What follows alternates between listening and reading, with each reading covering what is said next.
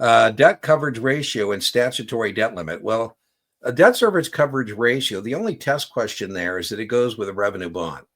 So I would highly recommend you take a sheet of paper and on one half write all the terms associated with geo bonds and all the terms associated with revenue bonds, because a big part of your exam as it relates to munis is distinguishing between those.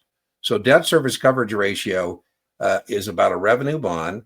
And if it's open-ended in the trust indenture, if we have an additional bonds test where we can, tap the capital markets and sell some more bonds, think here like an airport. I say, how are we doing on our debt service coverage ratio? And my chief financial officer at the airport says, Dean, we promised our bondholders 3-1, or 2-1. 2-1 is more normal. And we're at 3-1. I say, how many additional bonds can I issue without violating that debt service coverage covenant, promise that we've made? So you won't have to do any math there. You just need to go with revenue bond.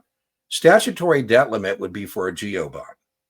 And, what we would want the political subdivision, the city or the county, to do is impose upon themselves a statutory debt limit so that at some point they have to recognize their problems and deal with them.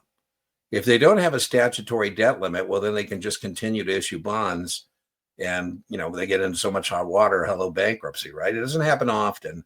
Muni bonds are the second safest form of credit, but, Oakland, Detroit, Michigan, Orange County, California, Jefferson County, Alabama.